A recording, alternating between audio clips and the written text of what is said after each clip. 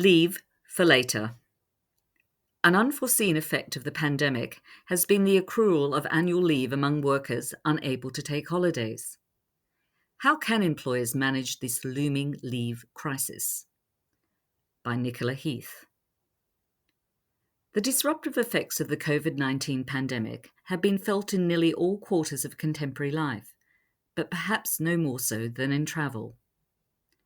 For much of 2020 and 2021, public health stay-at-home orders restricted the movements of millions of Australians to within their local government area or a set kilometre radius from home. Annual trips through the snow, long weekends camping, beach holidays, and interstate city breaks all fell victim to the pandemic. As a result, people have been stockpiling leave, says Michael Burns, workplace relations lawyer and a partner at Sydney law firm Swab. They've not been inclined to take annual leave because they've been working from home and there's nowhere to go. At the same time, COVID-19 restrictions, including closed borders and self-isolation requirements for close contacts, have left many workplaces short-staffed. Coupled with an increase in the volume of work experienced during the pandemic, some employers have needed all available staff on deck, leaving them unable to grant leave requests. Accounting firms and public practitioners have faced similar challenges when struggling to keep on top of the large workload amid all the upheavals experienced by small business in particular. Excessive amounts of accrued leave pose a problem for both employers and employees. Employers end up with large annual leave accruals on their books, which presents a financial problem, says Burns.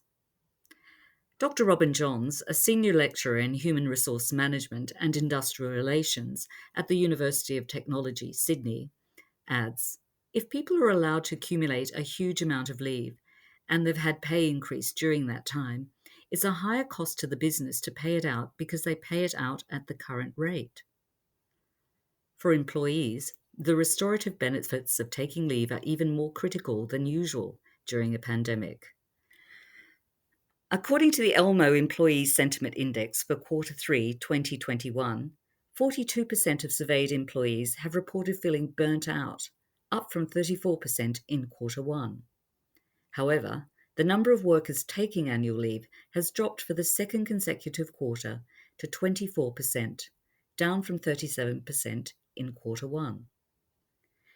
Employees have not had the benefit of being able to take leave and be refreshed, rested, and restored in order to do their work, says Burns. Employers have two main legal tools at their disposal to address the issue of annual leave accrual. The first is to direct staff to take annual leave. If the employee is covered by a modern award or an enterprise agreement, there are rules that are set out regarding a direction to take annual leave, he says.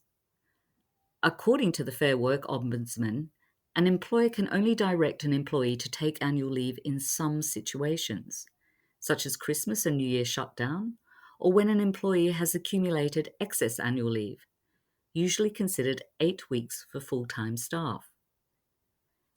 In instances where an employee is not covered by a modern award or enterprise agreement, the direction to take annual leave must be reasonable. In instances where an employee is not covered by a modern award or an enterprise agreement, the direction to take annual leave must be reasonable. That can include where an employee has accumulated excess annual leave, Burns explains. The second option is to cash out leave. Again, modern awards and enterprise agreements set out rules governing this action.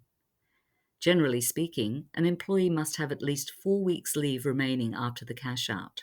The agreement must be in writing, and the employer must not apply duress to the employee, says Burns. The annual leave is paid out at the rate at which the employee would have been paid if they'd taken the leave. There are similar requirements if you're dealing with an employer who is award or agreement free. Of course, when restrictions ease and travel resumes, employers could face a barrage of leave requests. That can create a headache for businesses, says Burns. Given that an employer can't unreasonably refuse an employee's request to take annual leave, employers may have to demonstrate operational reasons why all the employees who have requested to take annual leave aren't able to do so at the same time. Given its importance for staff mental and physical health and well-being, organisations should cultivate a culture that promotes taking time off. Some employers have offered employees incentives to take leave, such as paying time and a half or offering extra time away from work. Westpac New Zealand, for example, recently announced an additional 5 days of wellbeing leave for its workforce on top of the extra day of COVID-19 leave already available to staff. Dr. Robin Johns recommends taking a proactive approach to leave planning. Integrate discussions around annual leave into the formal performance management process. Use an annual review as an opportunity to discuss not only an employee's tasks and goals for the next 12 months, but also where annual leave fits into their workflow schedule. Say, here are the KPIs, but also let's talk about when you're going to have some time to get away and have a break, suggests Johns. Make that part of the conversation, rather than it being a sideline that people are trying to fit in and always feeling they don't have time for it.